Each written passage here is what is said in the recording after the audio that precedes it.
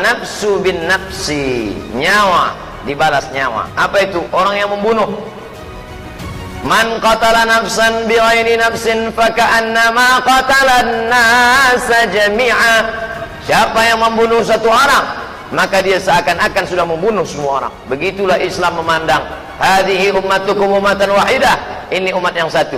Banyak orang menganggap hukuman mati ini tidak manusiawi, karena kata dia menghilangkan nyawa. Yang dilihatnya orang yang dihukum mati, dia tidak berpikir bagaimana menjadi korban dari si pelaku ini. Bagaimana perasaan kamu ngomong atas nama HAM, human right, hak asasi manusia, itu kan karena engkau membela orang. Bagaimana kalau anakmu yang dibunuh orang? Bagaimana kalau bapakmu yang dibunuh orang? Apakah sama ucapanmu ketika menjadi pembela terdakwa tertuduh dengan menjadi orang yang korban? Maka tentu tak sama. Oleh sebab itu Islam ini tidak ikut perasaan. Karena kalau ikut perasaan, like and dislike, suka dan tak suka. Kalau sudah suka, semua orang baik walaupun salah. Kalau sudah benci, semua orang salah walaupun benar. Maka Islam memberikan patokan, dia boleh benar, bisa jadi salah. Nah, dalam hal ini kemana kita kembali? Fa in tanaza'tum fi syai'in, kalau kau bersilang pendapat dalam satu masalah, yang ini mengatakan mesti hukum mati karena sakit hati, yang ini mengatakan jangan hukum mati karena dia juga manusia, balik ke hukum Allah Subhanahu wa taala. Fa in tanaza'tum fi syai'in, kalau kalian bersilang pendapat dalam satu masalah, farudduhu ila Allah, balikkan kepada hukum Allah. Tengok Al-Qur'an. Wa ila Rasul, balikkan kepada Rasul. Lihat sunnah Nabi Muhammad sallallahu alaihi wasallam. Nih sunnah yang kita kaji malam ini. An-nafsu bin nafsi, bunuh balas bunuh. Ya ayyuhalladzina amanu, hai orang beriman, kutiba alaikumul qisas, diwajibkan bagi kamu melaksanakan hukum qisas, bunuh balas bunuh. Kalau dia membunuh, maka dipancung kepalanya. Bagaimana kalau keluarga korban memaafkan? Inilah hebatnya hukum Islam. Dari hukum pancung, biasanya orang dengan tahanan 10 tahun berubah menjadi 9 tahun setengah, lalu menjadi 9 tahun. Ini tidak.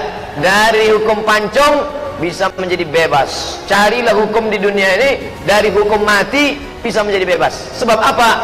Faman ufiya lahu min akhihi syai'un, kalau keluarga korban memaafkan, fattiba'um bil ma'ruf, iringi maafnya itu dengan perbuatan baik. Anak dia mati meninggal dunia, dia sudah mau memaafkan, maka iringi perbuatan baik itu dia dengan yang lebih baik. Apa syaratnya? Bayar diat. Berapa diatnya? 100 ekor onta. Berapa seekor onta? Andai onta 50 juta, maka menjadi 1000 ekor, 100 ekor onta. 50 juta kali 100, 5M. Jadi kalau ada tetangga bapak, musuh bapak, kawan sekantor, sikit-sikit ngancam, macam-macam kubunuh. Tanya, udah ada duit 5M? Pak Ustadz, tempat kita tak ada onta, bisa kita ganti kambing? Tak bisa. Jadi bagaimana kalau tak ada onta? Yang paling rasional 1000 dinar. 1 dinar duit logam emas, 1 dirham duit logam perak. Saya dua-duanya punya, emas punya, perak punya. Ada Datuk, siapa namanya, dari Kepulauan Riau, dari Batam, dari Tanjung Pinang, memberi saya.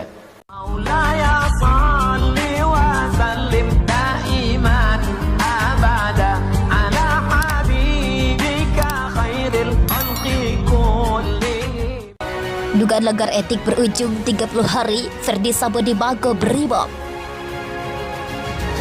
Irjen Ferdy Sambo diduga melakukan pelanggaran prosedur terkait penanganan kasus tewasnya Brigadir Nofriansyah Yosua Huta Barat atau Brigadir J. Kini Ferdy Sambo ditempatkan di tempat khusus Mako Brimob. Ferdy Sambo disebut tidak profesional dalam hal pengambilan CCTV. Hal itu berdasarkan hasil pemeriksaan Wastriksus atau Inspektorat Khusus. Dari hasil kegiatan pemeriksaan tim gabungan Waskrimsus terhadap perbuatan Irjen FS yang diduga melakukan pelanggaran prosedur dalam penanganan tindak pidana meninggalnya Brigadir J di rumah dinas Kadif Propam Polri, ujar Dedi pada Sabtu 6 Agustus 2022, dari hasil pemeriksaan Irsus terhadap sekitar 10 saksi dan beberapa bukti, Irjen Verdi Sambo diduga melakukan pelanggaran terkait menyangkut masalah ketidakprofesionalan dalam olah TKP. Dedi menyebut Irjen Verdi Sambo dibawa ke Makobrimob pada Jumat sore. Dia mengaku hal itu merupakan arahan langsung Kapolri Jenderal Listio Sigit. Inspektorat Khusus atau Itsus Kapolri menempatkan Irjen Verdi Sambo di Makobrimob selama 30 hari. Hal itu terkait pemeriksaan dugaan pelanggaran etik dan diduga dilakukan dugaan langgar etik berujung 30 hari Verdi Sambo di Makobrimob. Irjen Verdi Sambo diduga melakukan pelanggaran prosedur terkait penanganan kasus tewasnya Brigadir Nofriansah Yosua Huta Barat atau Brigadir J. Kini, Verdi Sambo ditempatkan di tempat khusus Makobrimob. Verdi Sambo disebut tidak profesional dalam hal pengambilan CCTV. Hal itu berdasarkan hasil pemeriksaan Wasriksus atau Inspektorat Khusus.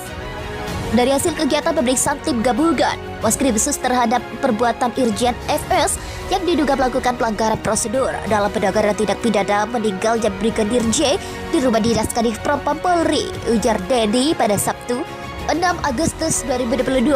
Dari hasil pemeriksaan Irsus terhadap sekitar 10 saksi dan beberapa bukti, Irjen Verdi Sambo diduga melakukan pelanggaran terkait menyangkut masalah ketidakprofesionalan dalam olah TKP. Dedi menyebut Irjen Verdi Sambo dibawa ke Makobrimob pada Jumat sore. Dia mengaku hal itu merupakan arahan langsung Kapolri Jenderal Listio Sigit. Inspektorat Khusus atau Itsus Kapolri menempatkan Irjen Verdi Sambo di Makobrimob selama 30 hari. Hal itu terkait pemeriksaan dugaan pelanggaran etik dan diduga dilakukan oleh Verdi Sambo. Dugaan langgar etik berujung 30 hari Verdi Sambo di Makobrimob. Irjen Verdi Sambo diduga melakukan pelanggaran prosedur terkait